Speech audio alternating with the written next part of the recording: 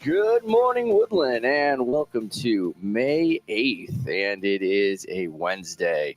It's about 55 degrees outside. It's a little drizzly, but it looks like that should clear up in the afternoon. Looks about 12 o'clock. She gets your afternoon sports in, no problem at all. But what do I know? It's the weather, and I could be wrong.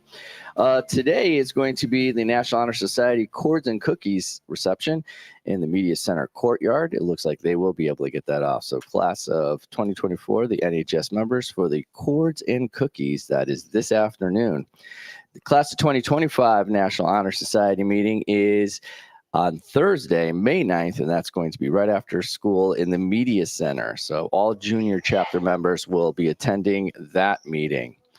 And don't forget to stop by the Media Center to vote in this week's Pom Pom Poll of the Week. What would you choose, Dunkin' or Starbucks? Either one of those two are your choices. In a week or so, Veterans Forum on May 23rd. So if you're looking to be involved in that, reach out to Mr. Collins and Ms. Stevens via Schoology message, and you can earn 2 hours of community service. Spring Fine Arts Night is on its way. So Tuesday, May 16th, a week from now, 5:30 to 7 p.m. Make sure that you have all your art projects done to get hung on the wall. Helping Hands is on May 19th, and I believe that today is the last day for all your forms to be turned into Mrs. Maharam or Mrs. Samo, so make sure you get that done as well. The Best Buddies Prom is coming up, so if you're looking to go to the Best Buddies Prom, tickets are $5. They're on sale in the CAF, and this year's theme is Hollywood. And don't forget to charge your Chromebook and listen to us every morning at 7 a.m. or thereabouts on Instagram, Facebook, and YouTube. And if you're looking for the other shows, look on Spotify. Today's historical events, I probably should have put this right up on top, but I did not. Coca-Cola was invented. Today is the day that they recognize as the day that John Pemberton invented Coca-Cola in Atlanta, Georgia, and has become one of the most recognizable and widely consumed soft drinks in the world. And it also ties in with today's National Day, which is Have a Coke Day. So it's a good day to have a Coke. Sounds like you're doing an advertisement. Well, there's some great jingles from Coke. So I remember, like, have a Coke and a smile. I like to teach the world to sing in perfect harmony. I don't know if that was right there. Yeah, I remember that. 1975, Enrique Iglesias was born, and also Marcus Rashford, who's a professional footballer for Manchester United. I'm just throwing that in there for Collins. See if you noticed that. Like I said, it's National Have a Coke Day, and it's also National Student Nurses Day. So anybody in the CNA program, you should reach out to them and honor and appreciate the contribution of student nurses in healthcare. And for today's date, the food item is National Coconut Cream Pie Day. That's all I got on that. Right. Over the sports desk with Mama Manning. That was loud. I forgot. You forgot. Mama Manning's not here today, but she did send me the sports scores this morning. So I do have that. There wasn't many that were reported at all. I believe the only one that she had listed up was the baseball score, which they do remain victorious. And they went 5-1 last night. And they're still undefeated with 17-0 as their record with 3 more games to be played. So they could hit the perfect 20. I don't know what the other scores are, and she didn't send me a schedule of what's going to happen. So that's the sports with Mama Manning. Over the news desk with Tomlin. Morning. Couple of top stories to start your day. First off, too much water and not enough. Brazil's flooded south struggles to access basic goods. More than 80% of residents of Brazil's southern city of Porto Alegre don't have running water 1 week after major flooding. Some colleges that had been permissive pro-Palestinian protests begin taking a tougher stance. Police in riot gear blocked access to University of Chicago's quad early Tuesday. This comes as multiple universities begin to crack down on protesters. U.S. reveals it paused shipment of bombs for Israel last week over concerns Israel was going ahead with the Rafah offensive.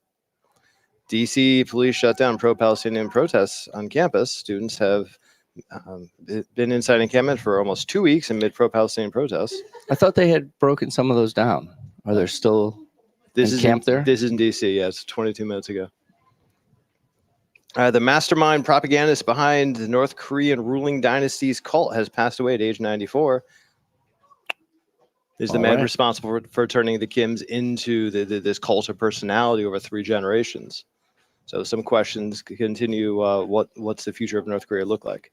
The U.S. has revoked licenses for sales of chips to, I always say it wrong, Huawei. Huawei. It's a Oh yeah, Huawei. major Chinese telecommunications company. I always say it wrong. In a shocking move that will shock all of those who are in the know of exclusive clubs, the Garrick Club, which I know is a very common concept, has voted for the first time in its illustrious 200-year history to allow female members. This comes after multiple members of the club resigned, including the head of MI6 and one Are of these the people ministers. named Garrick? It's an old school 1700s elitist club that exists in London. There's still multiple clubs that exist in London. There's a couple that are listed.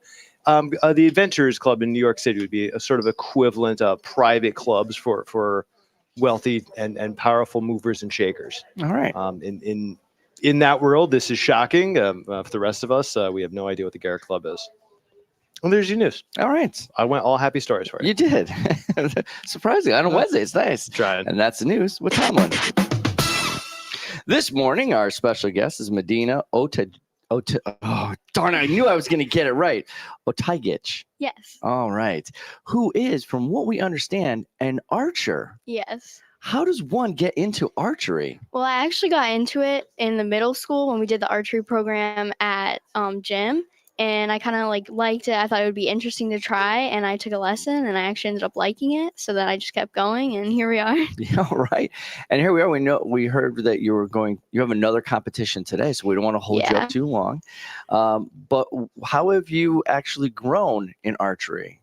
So I started off, I went to a club called Algonquin Archers. There's only 2 around here, and that's in Woodbury. And I went there, and I used to just go there a couple times a week. I actually went once a week. But now I've gone to going 6 to 7 times a week. And the good thing about archery is it's actually both, it's like an all year round sport. So there's indoor and outdoor. So now we're in outdoor season. And this year especially, I've become a lot more competitive. I'm trying out for the USA archery team this year. So that's one of the competitions that I'm going to. So we have to do 4 of those. And yeah, I've grown from doing a bunch of local competitions to I've been going to Lancaster, Pennsylvania, Massachusetts, a lot of places all around, just trying to get my name out there.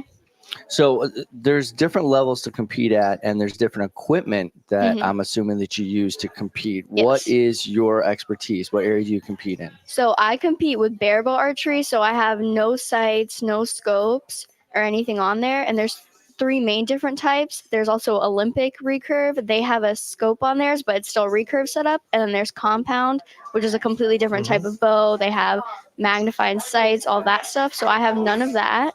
So I use my arrow to aim. So it's a little bit harder and you have a little bit less control.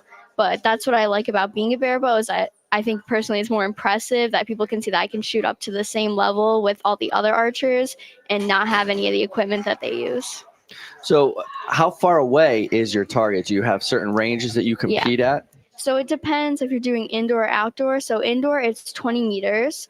And then outdoor for me, barebow only goes up to 50 yards. So my age, I'm 14, I go up to 50 yards.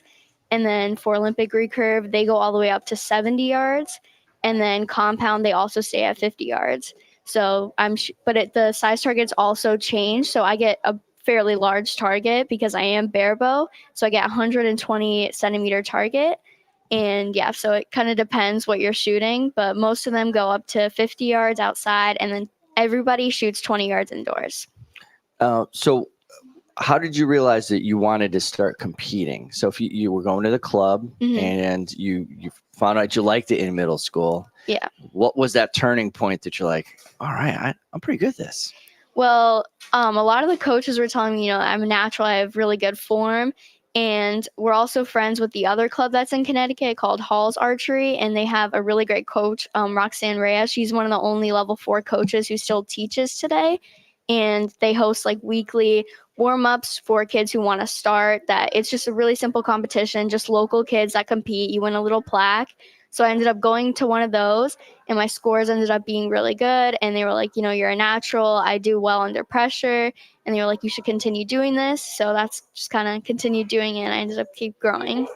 Now, what do you have going on today? Because you said that you were going to be leaving pretty soon. So today I am in Greensville, Florida. Sorry, No, Greensville, Florida. Wait, you're going to Florida today? Yeah, today. Okay. How long are you in school? I'm gonna be in school until like 12, so I'm only gonna miss like one period. All right. But yeah, I'm going there today, and Thursday I have a team competition that's kind of optional that you can do, and it doesn't really count for the USA archery scores. But I'm doing that with my good friend Brian Way. He's actually like #1 in the nation right now. Wow. Yeah, and then Friday I have the competition. It's a 2-day competition, so Friday I do it, and then Saturday I do it. It's 72 arrows. So it lasts around 4 hours. Takes a long time to do it because there's a lot of archers. But yeah. So what's the point system when you're doing? Is it just like what we normally see when we think about archery targets with the multiple colors and the red, yellow, blue? Yeah. So it goes from 10 all the way down to 0. So it goes 10, 9 on the yellow ring, and then each color has 2 points. So 7, 8, 6, 5, 4, 3, 2, 1. And then if you miss a target, that's a 0. And the most amount of points you can get is 10 per round. So if you're shooting indoors and it's a 300, the most amount of points you can get is 300. And then outside we shoot 72 arrows. So the most amount of points you can get is 720. Wow. What's your high score at the 20 meter? 20 meter, I think my highest score is a 284. Wow.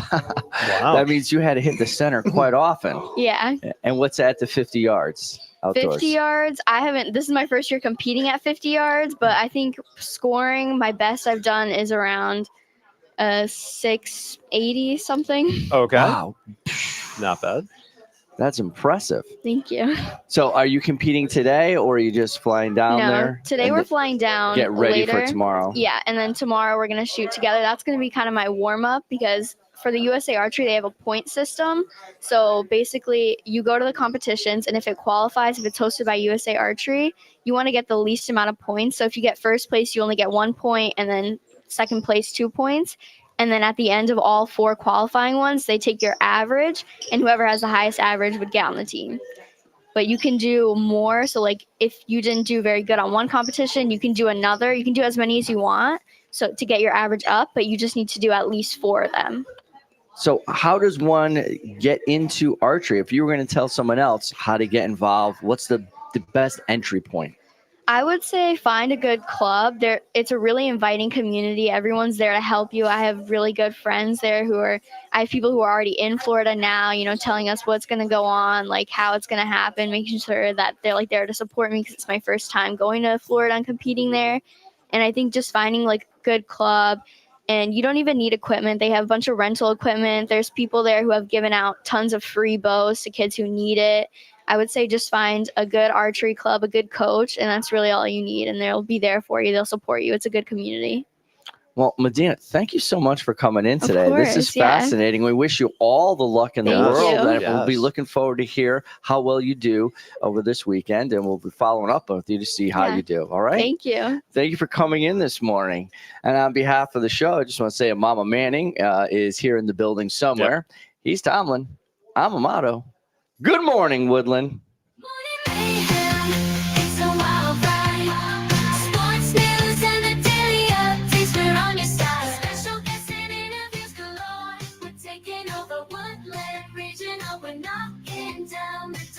Every morning at 7 a.m. Check us out on Facebook, YouTube, and Instagram too.